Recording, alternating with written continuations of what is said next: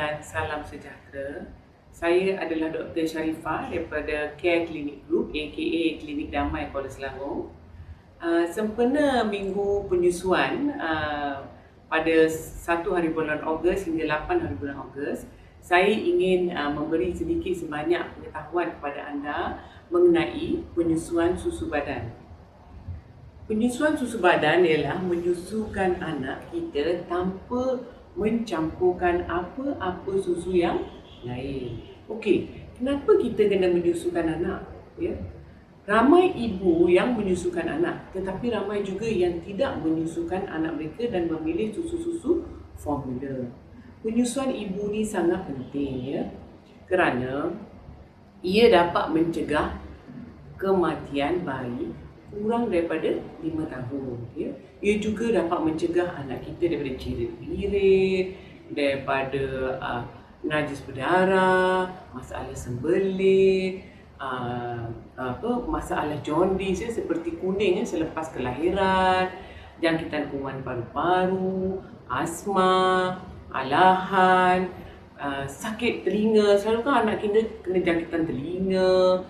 Lepas tu sudden infant death ni maknanya kematian secara tiba-tiba. Banyak lagi lah seperti risiko kegemukan, obesiti.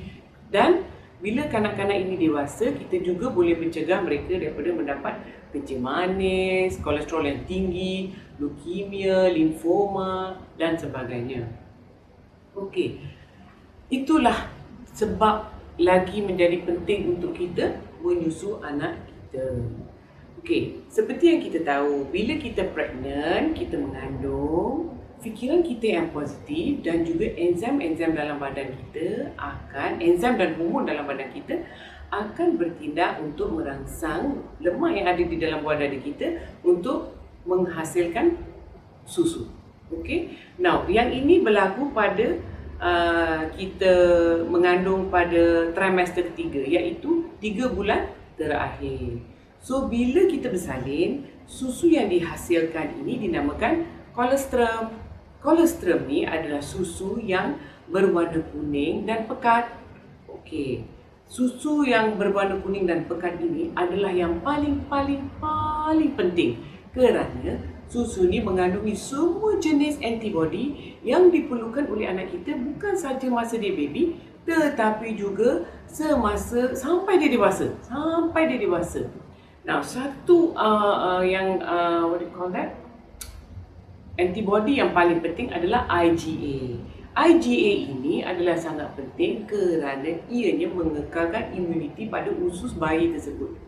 Semua orang tahu kan? Kita semua tahu bila usus sihat, badan kita sihat. Bayi ke dewasa ke sama je. So, apa yang IgA akan buat bila adanya jangkitan kuman ataupun ada pemakanan ibu yang tidak sesuai untuk baby, dia akan melawan dan menjaga kesihatan usus supaya baby tidak sensitif kepada pemakanan ataupun kuman tersebut. So, selain daripada itu, dia juga protect IgA juga melindungi anak kita daripada jangkitan paru-paru, jangkitan tekak, ya. So, penyusuan susu ibu ni memanglah sangat penting, terutamanya susu awal ibu iaitu kolostrum. Nah, bila baby mengisap puting atau mengisap susu, pada masa tersebut badan bayi akan menghasilkan biochemicals. Biochemical ini akan merangsang seluruh sistem badan bayi untuk menghasilkan enzim, growth factor dan menguatkan imuniti dia untuk melawan kuman. Oleh sebab itu, penyakit-penyakit yang saya sebut tadi dapat dicegah. Lagi satu, bila anak kita menyusu, dia terpaksa menyedut susu pada masa yang sama dia akan bernafas. So, menyedut susu bernafas, so saluran telinga dia tu yang kita panggil eustachian tube tu akan clear, akan bersih. Sebab itu, kanak-kanak ini tidak mudah mendapat jangkitan telinga. Now, susu badan ni dia sebenarnya balance diet. Kita tak perlu risau anak kita cukup ke tak cukup ke, memang cukup. Dia ada karbohidrat yang cukup, dia ada protein yang cukup, dia ada lemak yang sepatutnya diterima oleh badan bayi kita. Okey. So, lemak yang ada di dalam susu badan berbanding dengan susu lembu, lemak di dalam susu badan lebih tinggi berbanding dengan lemak di dalam susu lembu. Protein pula, protein di dalam susu badan adalah lebih rendah berbanding dengan ada di dalam susu lembu. So lemak ni penting tinggi kerana apabila anak kita menyusu, lemak ini adalah lemak poli tak tepu ya. So lemak poli tak tepu ialah lemak seperti omega 6, AAA, DHA. Semua ini adalah amat penting untuk mencegah anak kita daripada menjadi terlalu gemuk. So anak kita akan membesar dengan lebih optimum, di mana pembesaran otak anak kita akan berlaku 3 kali ganda daripada pembesaran badan. That means first 1 year of dia punya life, daripada dia lahir sampailah dia umur 1 tahun, otak dia akan membesar 3 kali ganda berbanding dengan pembesaran badan dia. Dan seperti kita tahu, omega 3, omega 6, DHA dan AAA ni adalah amat penting untuk pembesaran sel-sel otak bayi dan saraf dia. So anak kita lebih pandai, anak kita lebih cekap, dan bila dia dewasa nanti, dia akan jadi seorang individu yang lebih bijak. Kerana pernah tak dengar orang selalu sibuk-sibuk cakap pasal DHA. DHA ni sebenarnya menerangkan, nampakkan mata anak kita tu akan lebih jelas melihat dengan cepat. DHA ni sebab anak kita masa lahir, dia kabur-kabur tau penglihatan dia. So bila dia dah dapat DHA tu, mata dia mula terang. So lagi banyak DHA, cepat terang mata dan dia akan penglihatan dia lebih jelas. So dia cepat pandai lah.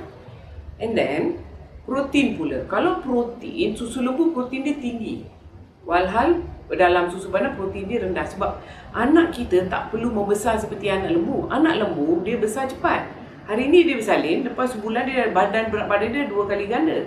Tapi anak manusia, selepas 180 hari baru dia punya berat akan 2 kali ganda. So dia macam satu growth yang gradual. Sebab itu anak manusia tak perlu banyak protein, seperti anak lembu ya. So protein yang tinggi ini menyebabkan, di dalam susu lembu, protein yang tinggi ini menyebabkan anak-anak yang meminum susu lembu, dia akan tidur lebih lama. Sebab protein yang ada, yang kita panggil casein ini, susah untuk dihazamkan. So anak ini akan tidur lebih lama dan dia kurang aktif sebab dia kurang masa berjaga. So dia lambat pandai dan lambat jalan, semuanya lambat. Tapi berbanding dengan anak yang menyusu badan, dia akan cepat. Protein casein ini selain daripada itu juga boleh menyebabkan masalah alergi. Maknanya bila anak-anak kita minum susu lembu, badan dia tak boleh register protein ni dan tak boleh hazamkan sangat. So usus tu akan mengeluarkan bahan macam satu bahan kita panggil allergy reaction dan menyebabkan pendarahan pada usus. So anak kita akan buang najis berdarah. Okey.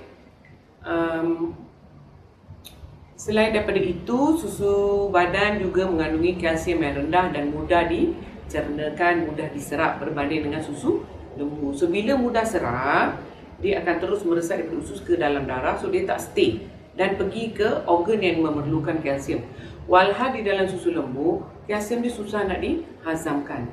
So bila susah nak hazam, apa akan berlaku adalah kalsium ni stay dalam kita punya pengaliran darah dan menyebabkan penebalan salur-salur darah. So penebalan salur darah ini boleh menyebabkan masalah jantung, masalah kolesterol yang tinggi pada masa akan datang.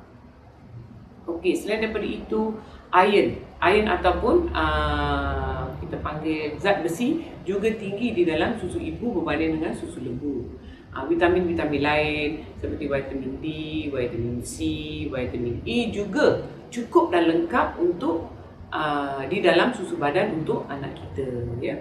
Itu adalah faedah ya, susu badan untuk anak-anak. Tetapi untuk ibu pula, seperti yang anda semua tahu, bila kita melahirkan anak, of course bonding. Lepas dia 1 jam kita lahirkan anak, dalam lingkungan 1 jam tu baby kena datang dekat ibu. So dia datang, dia menyusu, so kita bonding lah, kita sentuh dia, kulit dia, so kita bonding. Lagi satu, bila kita bersalin kan kita keluar darah, so bila baby menyusu, satu hormon yang kita panggil oksitosin akan dikeluarkan. So oksitosin ini akan merangsang untuk mengeluarkan susu daripada puting susu dan pada masa yang sama mengejutkan dinding rahim. So rahim akan kecut cepat, pendarahan tidak berlaku ya. Yang keduanya of course kita akan dapat mencegah daripada kita dapat menjarakkan kandungan kita. Maknanya bila kita susu badan sepenuhnya, kita panggil breastfeeding amenorrhea. That means kita tidak perlu risau tentang kita akan mengandung, sebab dia akan berlaku penjarakan selama 1 tahun setengah 2 tahun kalau kita menyusulah sampai 2 tahun ya, secara natural ya. Yang ketiganya, of course kita akan slim lah sebab kita menyusu kan. Now, bila kita menyusu, kita ada lemak di bahagian punggung dan perut, kita panggil gluteal femoral fat. Gluteal femoral fat ni hanya boleh dihapuskan dengan menyusu sebab badan kita memerlukan lemak untuk menghasilkan susu. Dia ambil gluteal femoral fat ni untuk dijadikan susu, dan bila baby menyusu kita akan turun berat badan ya.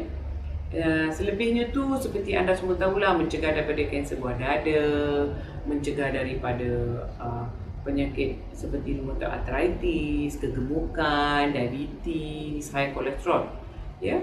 So saya memang galakkan anda semua menyusu badan kerana ianya akan memberi lebih banyak faedah daripada kekurangan. So cekalkan hati, kuatkan diri, menyusulah anak anda. Okey, itu saja daripada saya. Terima kasih.